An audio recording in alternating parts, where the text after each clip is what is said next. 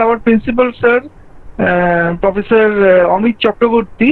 I am requesting sir to just give us some kind of an introduction so that we can start off. And we welcome most warmly Professor Sharoni Ghoshal, Associate Professor of NIT Goa, who sir শুনতে পাচ্ছেন না? Sir শুনতে পাচ্ছেন? হ্যাঁ, আপনাকে শোনা যাচ্ছে। So and very warm welcome to all of the participants today. So let us begin with Professor Amit Chakraborty's speech. Sir, over to you now.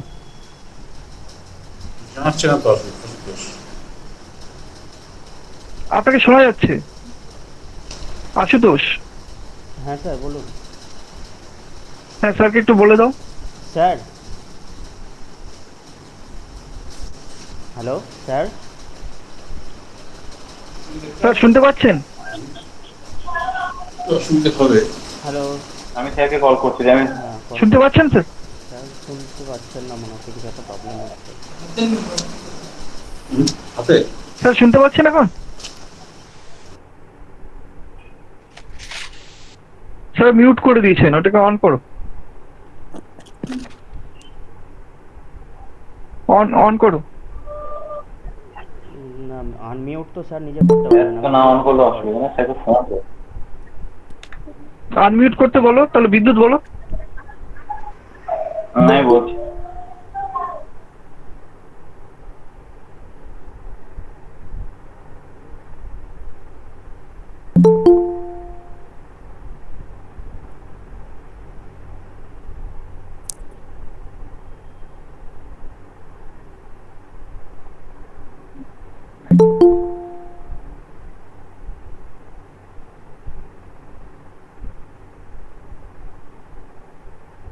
Hello, হ্যাঁ ম্যাম, একটু জাস্ট স্যারের অডিওটা একটু ডিস্টার্ব করছে আমাদের প্রিন্সিপাল স্যার। ওকে fine ওনাকে দিয়ে okay fine I'll just come over to you after that. Okay, thank you. Yeah.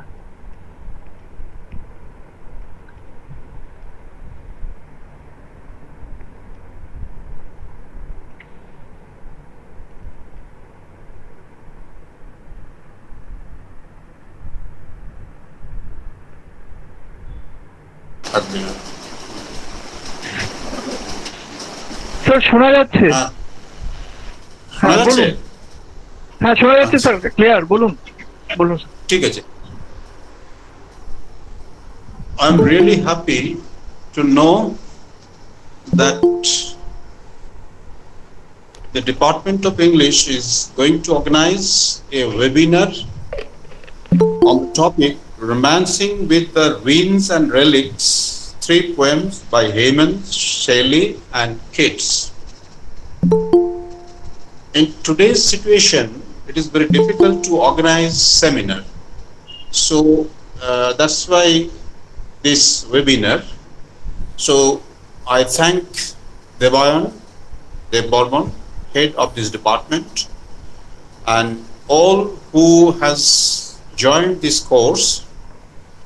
And last but not least, I must thank Dr. Sharoni Ghoshal, who is presenting this paper. Now the topic is very interesting: Romancing with the Winds and Relics, 3 poems by Hemant, Shelley and Keats. Now, romancing with the winds, the topic reminds me of a story in our fairy tale.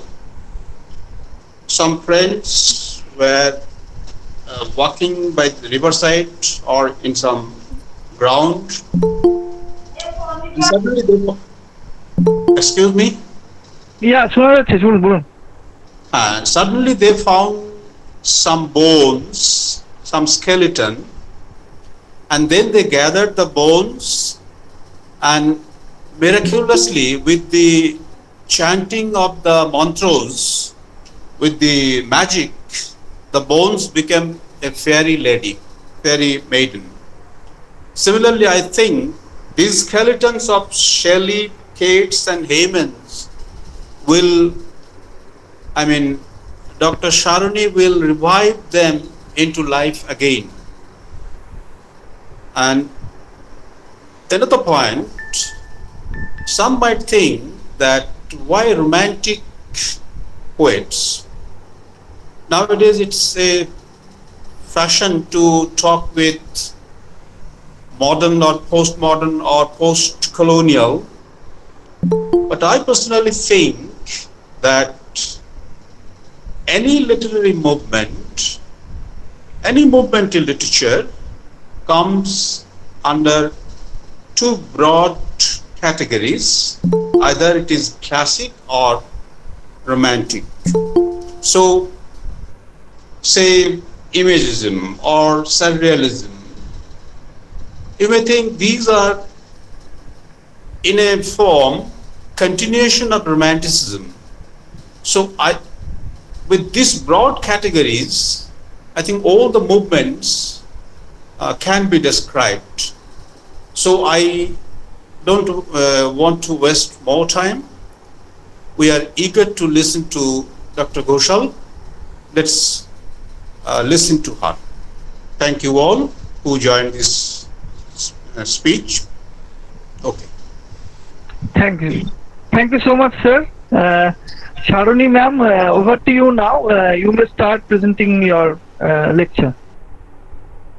Thank you. Good evening, one and all present on this e-platform. And before I start my presentation, I would like to thank Dr. Debayan and the principal sir and the entire organizing team of THLH College for giving me this opportunity to speak on Hemans, Shelley, and Keats. My focus in the present talk will be more on Hemans because Shelley and Keats do not require any introduction as such. So they are widely read and appreciated by the students of literature and also poets. So in contrast, Felicia Hemans is one of the lost female authors of the Romantic period. However, she was a famous and influential poet of her day and outsold her male counterparts. Yet, despite her initial impact, she faded into obscurity after the end of the Victorian age. Since then, she hardly received any close critical attention. So in the present session, I have chosen 3 poems, The Image in Lava by Hemans, Ozymandias by Shelley, and Ode on Aggression Anne by Keats. So there is a similarity in all of them. The Image in Lava deals with a piece of an ancient sculpture of mother and child. Shelley's sonnet is based on the statue of King Ozymandias, and Keats's poem centers around an arm. So these poems are known as ekphrastic poem. The term ekphrastic denotes it's a Greek word, and the ekphrastic poem responds to a work of art that once existed, but is now lost or destroyed. So I'll discuss this in detail in the course of my presentation, and my presentation is entitled Romancing with the Ruins and Relics, 3 poems by Hemans, Shelley, and Keats. So these are the objectives of my presentation. First, I will introduce Felicia Hemans to you, and after that, I will discuss the concepts of elegiac ekphrasis and romantic death, because these 2 are key themes in Hemans' poetry, and then these 3 poems. And then towards the close of my presentation, I will talk about Hemans' reception by the contemporary audience, which is very crucial in the present context. And then, of course, the future research possibilities on Hemans' poetry that I had already discussed with Ion, that if he can offer 1 or 2 poems by Hemans as elective course. And then, of course, the conclusion. So here I would like to share a few historical details relating to those relics. So Ozymandias was written and published to arrived in Britain. The critics guessed that Shelley was inspired by the impending arrival of it in London in 1821.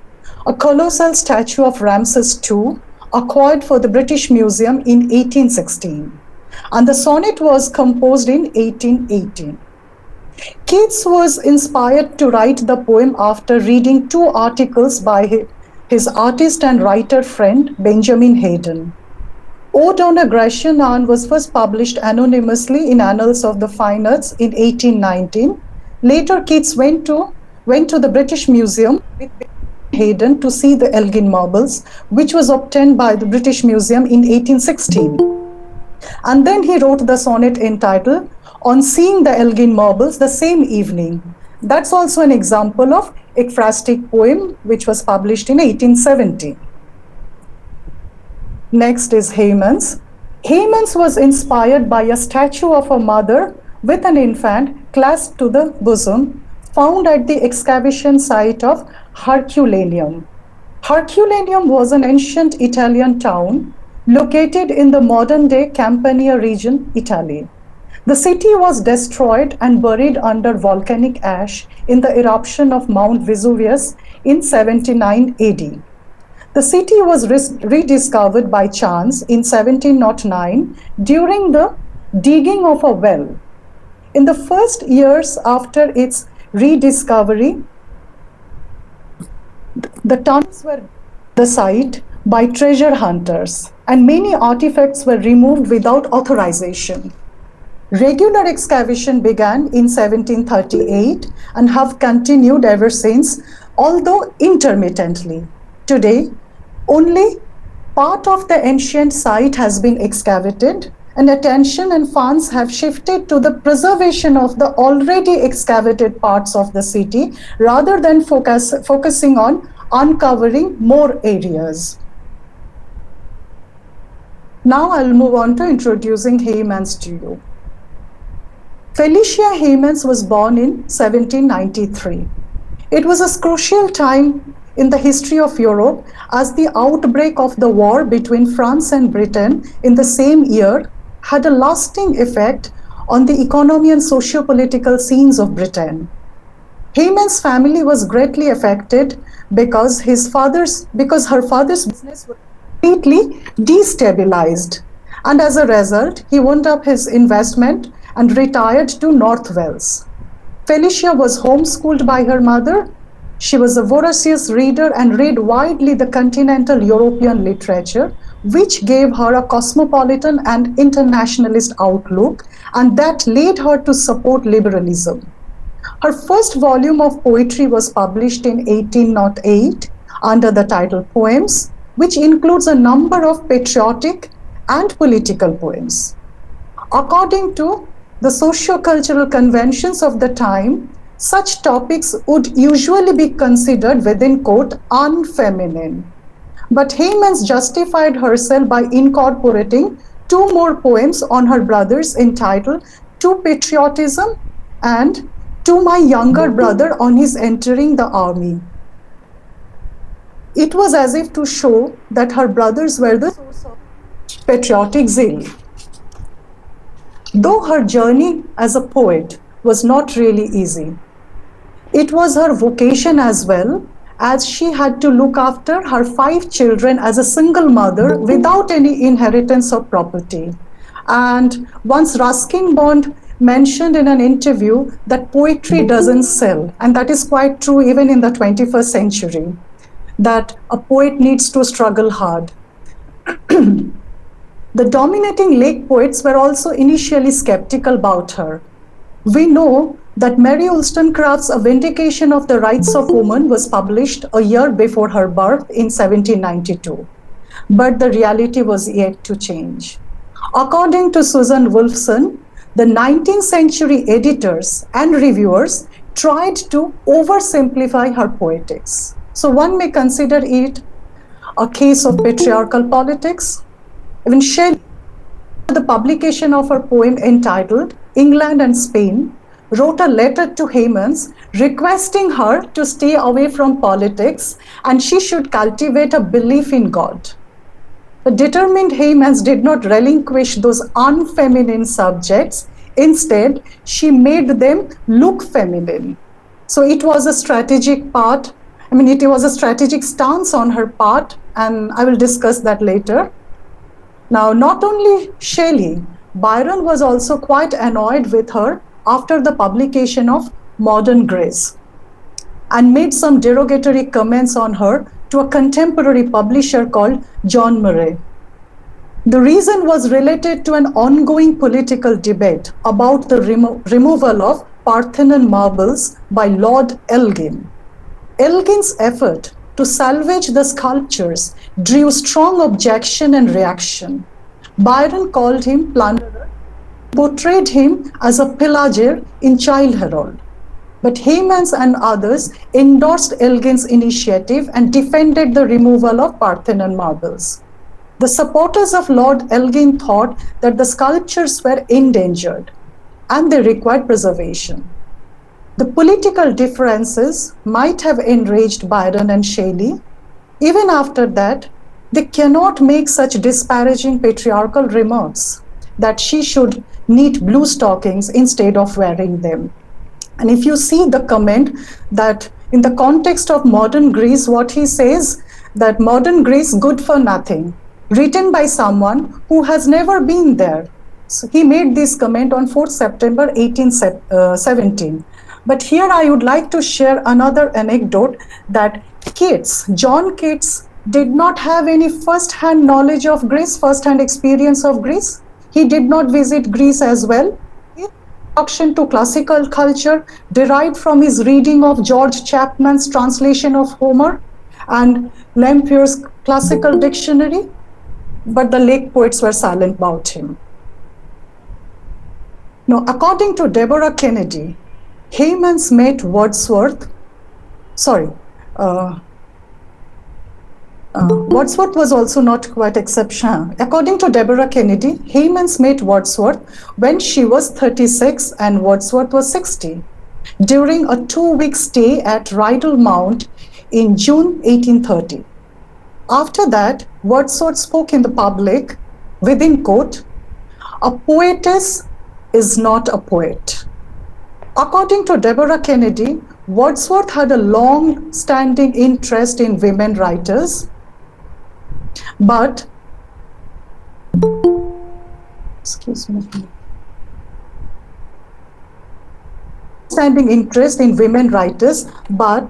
at this stage in his career, he also expressed some reticence about the propriety of women publishing and becoming literary ladies, a category like bluestocking, much subjected to caricature. Surprisingly, Heymans was quite popular in his household.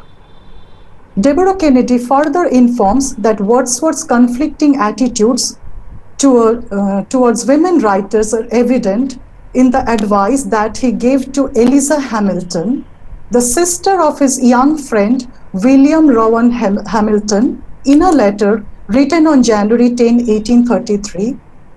First, he recommended that as a young woman, she should not publish, within quote, "You know how unwilling I am that females of delicate mind should open their hearts to the rude breath of the public, their poetry or in any other way," unquote. But he then added as if she was, within quote, induced to think of publishing by private experiences or necessities, allow me first to express my sympathy and to add that my objections to publication, in that case, fall to the ground. So Wordsworth was quite skeptical, but he maintained a reticence. He wanted to maintain a balance. However, Heymans never retorted back. Instead, she was an admirer of Byron and Wordsworth. She even dedicated a poem to Wordsworth, and that was published in Blackwood's magazine. And she was also a household name in Wordsworth's family. Now, I have quoted the last stanza and some lines from the initial stanzas. So such deep was her reverence to the senior lake poet. Not just Wordsworth, Byron was her lifelong fascination. She even imbibed the Byronic spirit in her poetry. All her female protagonists are rebellious and revengeful, and they speak in the rhetoric of subversion. The rebellious heroines of Hemans often resort to suicide to liberate them. Assertion, violence, and self-destruction are some of the means employed by Hemans' heroines to overturn the gender stereotypical roles imposed by the heteronormative setup. Here are some quotes from Byron and Hemans to show Hemans' indebtedness to Byron. And the image of free-flowing hair is an identical metaphor in their poems indicating liberation and freedom. So that you see that I have quoted from Corsair and then Byron's play, Sardanapalus. And the same image has been used by Hemans in The Bride of Greek Isle and then Indian City. And then there are more examples. Let me now talk about her key themes. So the key themes are separation and loss, patriotism, romantic death, elegiac ekphrasis, and nature mysticism. But in my present talk, I will focus more on the first four themes, that separation and loss, patriotism, romantic death, and elegiac ekphrasis. So two of Hemans' notable poems are Casabianca and Pauline, where she projects the futility of bravado exemplified by men in war. As I have already mentioned in the beginning that she always presented the unfeminine subjects strategically to avoid controversy after Shelley's own letter. Let us now see how she achieves that. In Casabianca, we find a boy waiting for his father on a burning deck. Her father is supposed to return from war. Eventually, the boy gets immolated. On the surface level, it projects martyrdom and patriotism, that one is dedicating one's life to the country.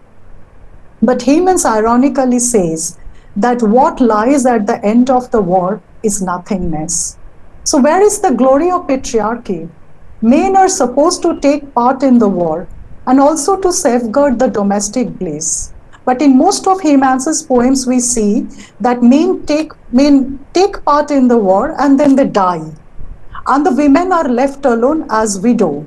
So that's why Hemans is saying ironically that men cannot protect their women.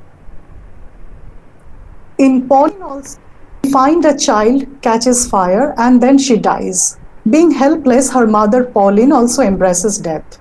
And the theme of separation and loss is quite conspicuous in most of her poems.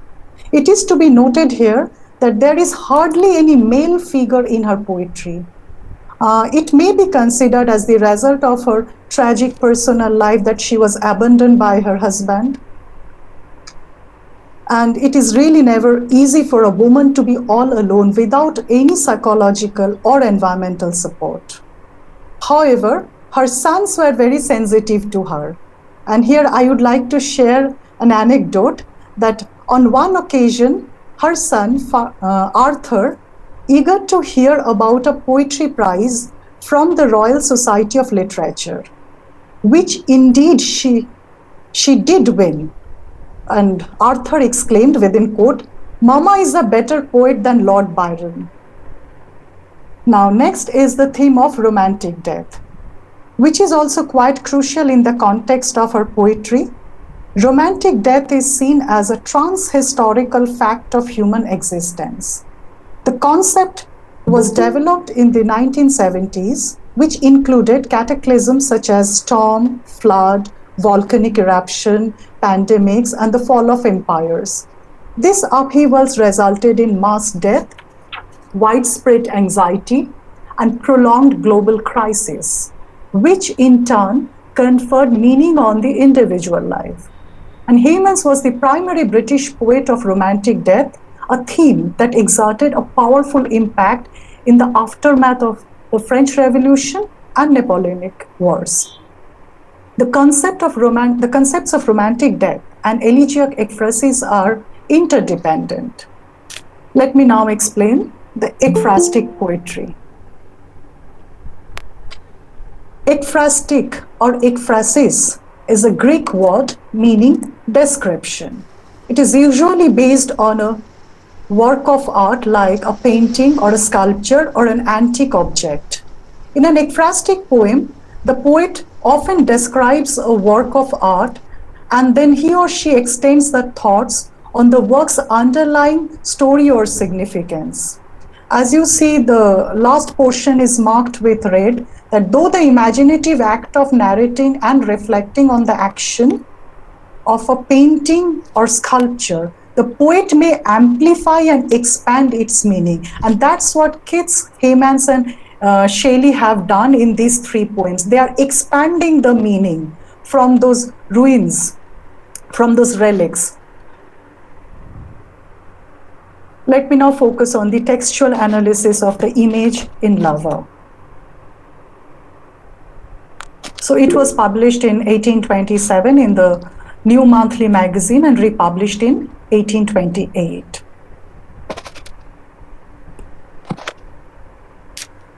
The Image in Lover is a short poem of 11 four-line stanzas. The title refers to an impression of a woman clasping a baby to her breast and that was discovered during the excavation of the ruins of the ancient city of Herculaneum, which was buried with the city of Pompeii at the same time. So in the first stanza, the speaker of the poem addresses the image directly, asking, what ages have gone by since the moment when the mother and child were killed? The second stanza comments on all the empires with their temples and towers that have come and gone since that moment. The poet thus establishes the central argument of that the bond between mother and child is eternal and lasting than all the powerful institutions humans may build. The contrast is continued in the third stanza with the idea that the image of childhood, despite its fragility, has outlasted the grand memorials of the conquerors.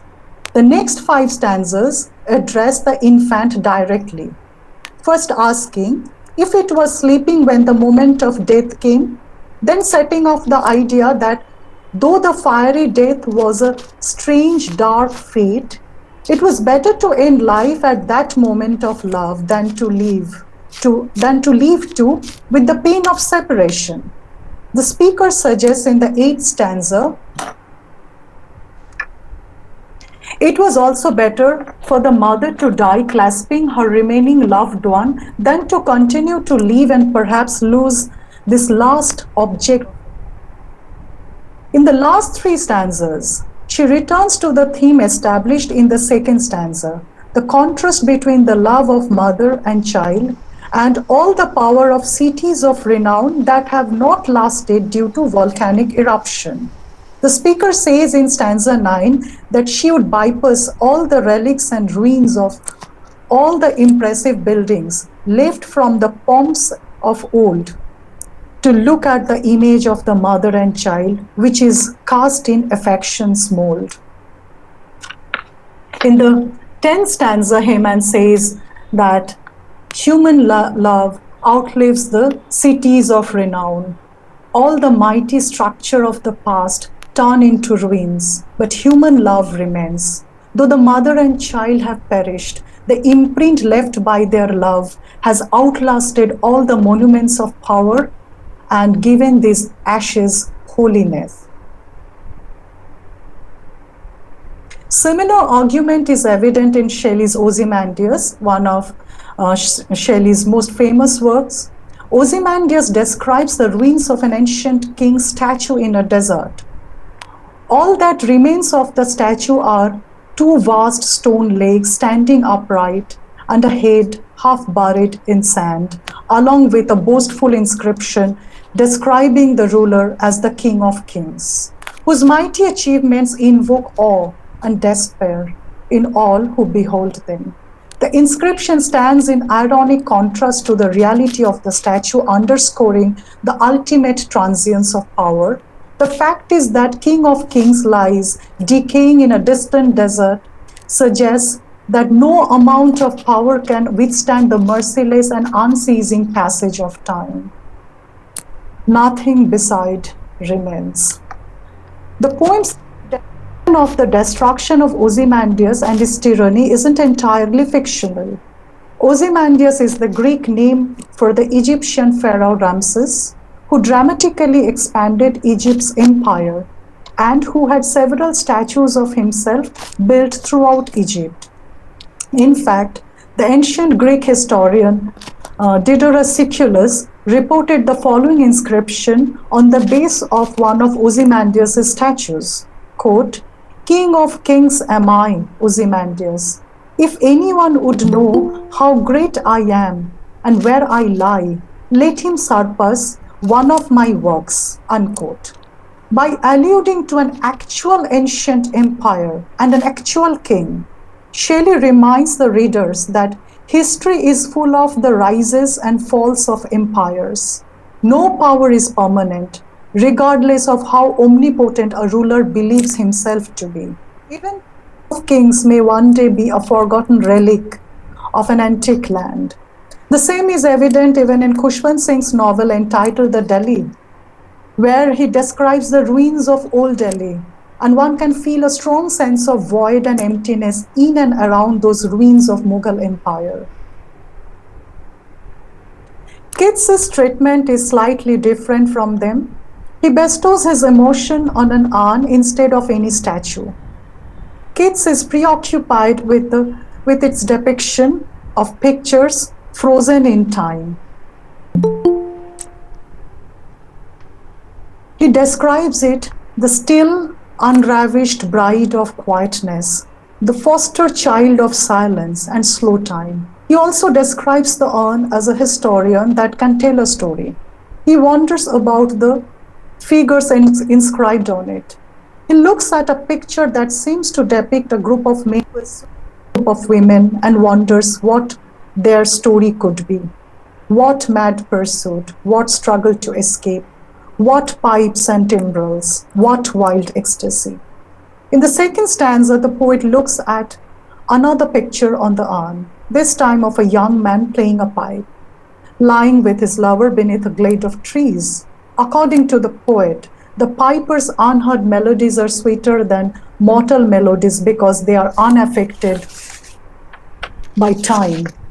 He tells the youth that though he can never kiss his lover because he is frozen in time, he should not grieve because her beauty will never fade. The third stanza, the poet looks at the trees surrounding the lovers and feels happy that they will never shed their leaves. He's happy for the piper because his songs will be forever new, and happy that the love of the boy and the girl will last forever, unlike mortal love, which lapses into breathing human passion and eventually vanishes, leaving behind only a burning forehead and a perching tongue. In the first stanza, the speaker examines another picture on the urn. This is one of a group of villagers leading to a heifer to be sacrificed. He wonders where they are going and from where they have come and where from they come. He imagines their little town empty of all its citizens and tells that its streets will forevermore be silent, for those who have left it frozen on the urn will never return. The final stanza depicts his philosophy that beauty is truth, truth, beauty. So Keats believes that the expression of beauty is the ideal of all art. For him, beauty is not exclusively material, nor spiritual, but is the fullest development of all that goes to make up human perfection. So in all the three poems, the poets are in dialogue with the objects of antiquity. These objects are strangely placed in an isolated context. As I already mentioned, that they are placed in the British Museum. And that makes them ahistorical because they are taken out of the context, and therefore they are open to the free musings of the poet. All of them create an emotional space for themselves around those relics.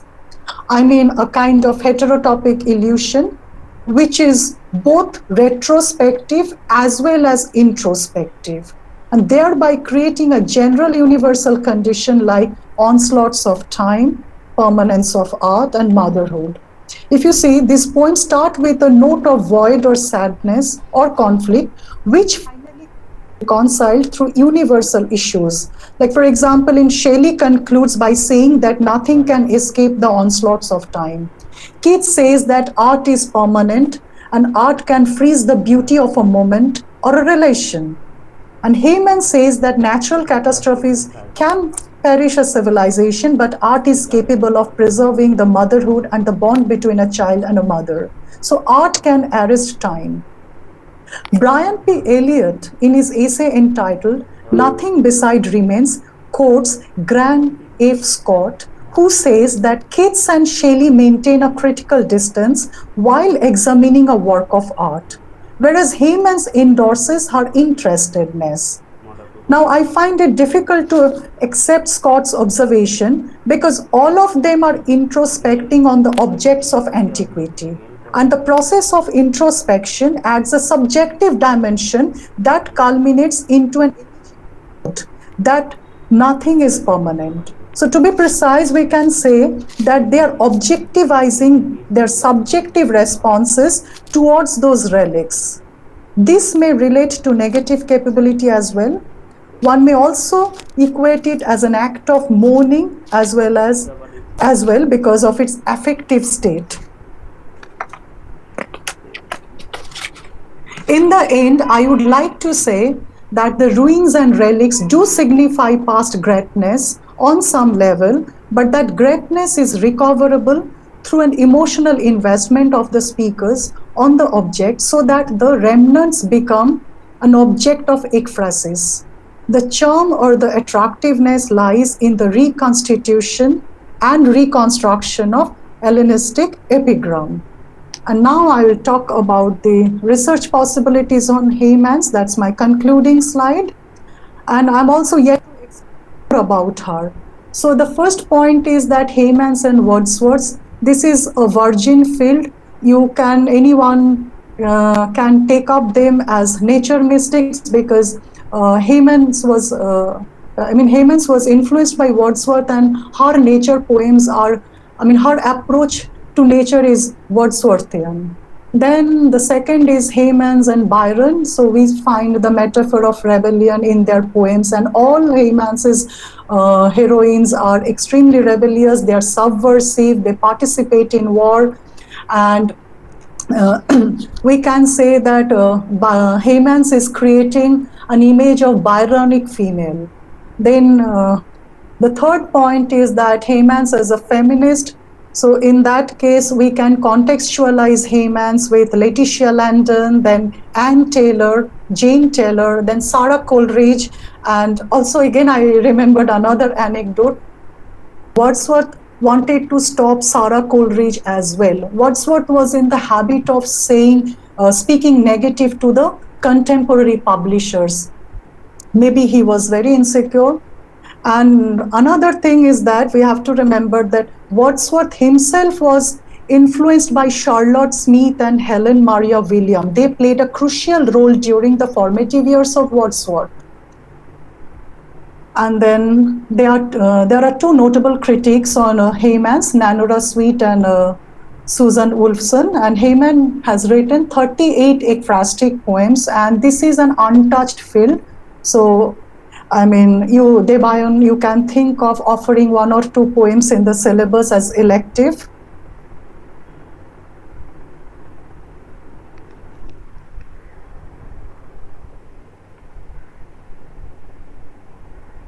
Okay. So that's all about my presentation. And I can also say a few more words like Heyman's also written another ekphrastic poem that is called The Ruin. And The Ruin, if you remember that Old English poem, The Ruin, which was published in the Exeter book, in the 10th century Exeter book, which is a collection of ruins and riddles, and which is based on ruins of a Roman public bath. And Heyman's poem is also like, she's also investing her emotion energy on a desolated abode, on a desolated palace, which was once full of pomp and glory. Now the kings have left, the ruins of the palace are lying there, and she's investing her energy on that, and that palace also becomes an image of ekphrasis. So the tradition of writing elegiac ekphrasis poetry was there, but it did not receive much critical attention, and we have a say to categorize it under that Hellenistic poem or the love for the past, because we know that all the romantic poets were dissatisfied with the present because of the two wars, like Napoleonic War. First there was French Revolution, a decade-long political and sociological upheaval, and which was followed by Napoleonic War, which continued from 1803 to 1815. So maybe because of that, they all looked to the past and they took recourse to the past. But this is again this image. I mean, the concept of ekphrastic needs more research. So that was my objective, and I wanted to popularize Hemans as well. Along with that, if you can think of working on Letitia Landon, Anne Taylor, Jane Taylor as well, and Sarah Coleridge, of course. And there is another book which is published recently, that is a collection of letters by Sarah Coleridge, Sarah Hutchinson. So that also requires a lot of discussion. So thank you, Debayan. Sir আপনার মাইকটা on করবেন।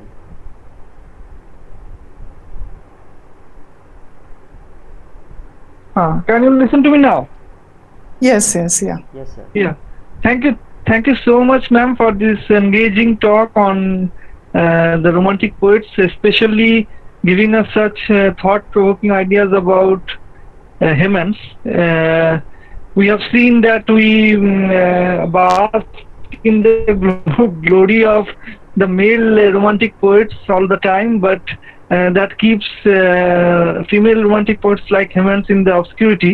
But you have done justice to that and have wonderfully brought out and to our awareness the kind of beautiful poetry that Hemans wrote, and the kind of research possibilities that are there that we can explore in future. Of course, I myself is very much interested in this, and will try to get a fresh thought and look into this field. Exactly. Because since our student days, though as our principal sir was also mentioning that today it is the fashion to go with theory and all that, though you have wonderfully blended theory also into it, but still we have to do justice to romantic poetry and literature, which is one of the most kind of enlightened literature that is available to us.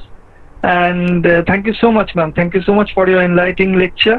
And we have some questions posted in the message box, which our friend Ashutosh will read out so that you don't have to follow the text. So let Ashutosh read them out, and we can have a brief discussion on that. Just one point I would like to mention, as this is with reference to your principal's message. Why did I take up this topic? I felt that this is an ideal topic in the COVID situation, because romantic poets, they deal with our subjective self. So we need to look back to our subjective self, and we need to introspect, we need to think, and at the same time we need to pay respect to nature, to our ancient culture, tradition. So I felt that I should take up this, because this gives a kind of solace also, and makes us aware that in the context of feminism and post-feminism, we need to bring them out and we need to work on them. So that's Thank you so much, ma'am. So if there is, ma'am, we have some questions. Okay, sure. Ashutosh, হ্যাঁ sir. please go ahead. Yes, ma'am শুনতে পাচ্ছেন? should I open the chat box? I'm just asking. Yes, of course. Or Yes, of course. yeah, okay. So Parijat Goswami has asked, you mentioned that relics became ahistorical by being placed in a museum, British museum. Yes. Probably. Can you reflect a bit more on this? So what I wanted to say, I said that when they are taken out of the context, they become ahistorical. Now, just what you do, think of it with empathy. When the relics are placed in the in the ruins, when you visit the ruins, you will have a different kind of feeling. And when you see the same relics which is taken out from the site and it is placed in the museum, then the other thoughts also keep coming. So it's not that you will think about the relic in the context of the history. Your subjective self will also come to the foreground and it will also try to dominate you when it is taken out of the context. That was my objective, and that way it becomes a metaphor of ekphrasis or an object of ekphrasis. But when you see it in that site, you go to Greece and when you see that relic, or when you go to Italy and you see that at the excavation site, these feelings, this introspection may not take place at that time. But when you see it in the museum and then you start thinking, when you see it out of the context, it becomes a metaphor of ekphrasis. So that's what I wanted to say. Okay, thank you, ma'am. I think the question is answered. Nobonita Karanjai has asked, would you kindly explain the concept of romantic death? Okay. Now, the romantic death, what happened? If you have to think of the socio-political history of that time. So it was like when they were writing, they were already devastated, psychologically devastated by 2 wars. And along with that, I said that there are other issues relating to this romantic death. It can be any kind of natural catastrophe, cataclysm, pandemic, flood, anything. So what happens when such things keep on happening? Can we really retain our, the jovial self? There will be always a kind of sense of introspection. What is the meaning of life? What is the meaning of death? What is my significance? Don't we have that kind of feeling in the COVID situation? A kind of, pessimism, a kind of negativity, and still we are trying to retain our positivity by this webinar, by these talks and all. We are trying. So that is, that's why they were thinking about this. They were thinking about death and they were romancing death. They were portraying death or metaphorically presenting the concept of death in the poetry, because they were already affected by Napoleonic War. And then there was this French Revolution, and we know that all the romantic poets were dissatisfied with the present, so they were moving back to the Greco-Roman civilization to console themselves. And they are romanticizing the concept of death. What is that time will take away everything, time will snatch away everything. And that's why there is this conflict in the poem, that time, permanence and impermanence, eternal and temporal. And so that's what. Okay, thank you. Hello? Yes, ma'am. Yeah. So Yes, I think the ma'am. question Yes, is answered.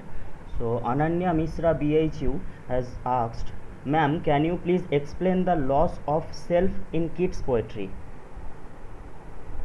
Yes, in Keats's poetry, or in the context of these poems which I have explained, or the Ode on Aggression, or in the entire. Ma'am, I think that we should focus in today's topic. So in that context. Exactly. So in that case, the loss of self takes place when the introspection grows deeper. So when the introspection grows deeper, you see, at one point in my talk, I mentioned that it starts with a kind of void, a kind of sadness, then it gets reconciled or resolved in the universal issues. Like, let me have a look at my slide once. So finally, what Keats does, that he says that art is permanent and art can freeze the beauty of a moment or a relation. So art can arrest the time. And when he thinks of that, so the negative capability takes place. he's objectivizing his subjective response. His self gets lost. Now he's not personal. And of course, Keats, there was an agony of death in Keats's mind. We know that. So the terror of death and all, if you see. Hello? Anything else? Yes, Yeah. ma'am. No, Thank you, I ma'am. think there is no questions right now. Okay. Oh, So all the participants okay, are so okay, sir বলুন। yeah, বলো তুমি বলে নাও। Ma'am আমার একটা প্রশ্ন ছিল। Achha, there is another question. আরেকটা question, yeah, another question is there. Suprabhat Chatterjee is asking, ma'am, do you think that in Hemans the formation of the inner self is also closely related to the formation of a national self? Yes, Suprabhat, it's a very relevant question, though I didn't touch upon this aspect. Now, what Hemans is saying in her poems, if you see the collection of her poems, where all the women are trying to participate in the war, and they try to come out of this domesticity. And what Hemans is saying, that when men can participate in war, so why can't we? And if you examine the images of women in Hemans poetry, what they do, they are dressing like a warrior, and they are putting a red mark like a tilak with the blood, and they are participating in war. So that's why at one point I mentioned that they are all Byronic females, and because they want to be a part of this national struggle, and they want to be a part. I mean, what she's trying to say, that when we see the historiography, we see that it is male dominated historiography. Why can't we incorporate women in the historiography? And there are poems like Properzia Rossi, that is a very good example for this, that women should be taken in the historical context. So many women are there, and that is why deliberately what happens in her poems, all the male characters die. She doesn't allow them to remain alive. Only the female protagonist remains alive there, and they take part, they talk. So yes, that was her intention. But as you see, Wordsworth did, all possible to stifle her voice. Wordsworth, visited the publishers personally to speak against Hemans. Can you imagine? Can we really imagine? All these days we were under a kind of awe. When we were the students of literature. So this is all like new opening for me. And honestly, I was shocked that a poetess is not a poet. And Wordsworth spoke out in the public, and he went to John Murray to say this. So and that is why it was like the editors and the critics said that Hemans was too simplistic. So that was a strategic remark, and that remark was there for Letitia Landon, that remark was there for other poets as well. Because Letitia Landon is very interesting. Maybe my next focus will be on her poems. Thank you, Suprabhat. Wonderful observation. Okay, thank you, ma'am. I think the question is answered, and there is no questions right now. Sir, আপনি যদি এবার Yeah. Thanks, Yeah, thank you so much, ma'am. Thank you so much for this wonderful discussion also, and kind of pinpointing us towards what we should actually now start seeing in the general historiography of that period, where the women are being left out, and where shockingly Wordsworth himself is playing a part, so that the voices do not or the voices are stifled.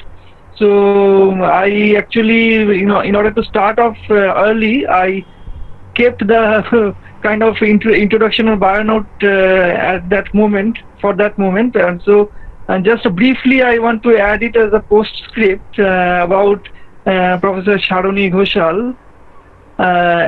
especially her publications and her research interests. I would focus on that. So Professor Sharoni Ghoshal had authored a pioneering book entitled Poetry and Poetics of Walt Whitman and Sri Aurobindo. She has also co-edited 2 books, Indian Responses to Shakespeare and New Ways to English Literature by James Cousins. And her areas of interest include comparative literature, comparative mysticism, and applied linguistics. She has been a research associate at the Indian Institute of Advanced Study, Shimla, on 3 spells. She has also collaborated in a UGC-funded project under ePathshala. And currently, Sharoni Ghoshal has been working on the 21st century teaching pedagogy and has presented her research work at Polytechnic University of Hong Kong, at Yogyakarta State University, and Institute of Technology, Cambodia. She has delivered 4 invited talks on ELT and comparative mysticism at SUNY Korea. She has been invited to design the curriculum of ELT by the Department of Higher Education, Telangana, and she has also been a part of teachers training program across the nation. And she is also working on her project on Sufism and Advaita Vedanta under MHRD's seed grant. So wonderful engagements for Professor Sharoni Ghoshal, and very interesting fields she is working in, especially in ELT also, and in mysticism, in Sufism. So we hopefully will have the honor of hosting her once again in some of these areas. And now I put it over to my colleague Camelia Boiraggo, who will give the vote of thanks. Over to you, Camelia. Ashutosh, unmute Camelia. Sir আমি তো আচ্ছা ma'am বলছেন Camelia, please unmute. আছি শুনতে পাচ্ছি। হ্যাঁ বলো। Yes, with all due thanks to the Almighty that all of us are safe and healthy today at this hour, on behalf of the English Department of THLH Mahavidyalaya, I would like to convey my sincere thanks to Ma'am Dr. Professor Sharoni Ghoshal, Associate Professor of English in the Department of Humanities and Sciences, Dean Inter-Institutional Relations and Alumni Affairs, and Pro at the Institute of Technology, Goa, for enlightening our path of understanding the School of Romantic Poetry in an unconventional manner. It has been a mesmerizing experience, ma'am, and I'm quite sure that all the participants have learned something beyond their previous knowledge. There is nothing much left to say, and I will not be wasting much time on by repeating everything that has already been said, but with all due respect, I would like to share my gratefulness to you for privileging us by allowing your precious time for our department, and we also hope that we will be having you in similar future interactions for our college and for our department. Thank you. Thanks to the participants as well. Thank you so much. Thank you, Debayan. Thank you, Camelia. Thank you so much, ma'am, for being with us, and hopefully we all stay safe and sound, and we meet you again in some near future. Thank you so much, ma'am, for being with us. Thank you. Feeling to reconnect. So may I leave now? Yeah, of course. Yeah, you may. Okay. Okay, so all our participants, thank you so much once again for being with us in our first online lecture series. Another lecture is coming up very recently. I will be posting it on Facebook. That will be by Professor Abhijit Sen on Rabindranath's theatre and drama, which is scheduled for 21st of this month, and I will be sharing the poster on Facebook. Please kindly keep it in your mind, and we will be happy to have you again with us. And later on, at the end of this month, we have another lecture coming up, which is on Agatha Christie's Murder of Roger Ackroyd, where Professor Nicholas Burns of New York University will be speaking. Hopefully that will also be a very intriguing one. So thank you so much, and You don't need to fill up any forms like feedback forms or something. All those who have been present today and who have filled up the forms, registration forms, we will try to send you certificates in a later date. You know that some kind of technicalities are involved. So we have kept the records, and so don't worry about that. We ourselves will personally contact you and try to send your certificates at a later date. So please bear with us on that aspect. And thanks again to Principal Sir for having spared his precious time with us. And thanks so much to Ashutosh Sarkar, especially because of his tremendous support and overall being with us here today, and in next future endeavors also we expect him to be with us, and all his friends at KNU and all your participants. So signing off now from here. Thank you so much everyone. Thank you so much. So Ashutosh, we can end the meeting now. Okay sir, আমি বন্ধ করে দিচ্ছি। Okay, thank you.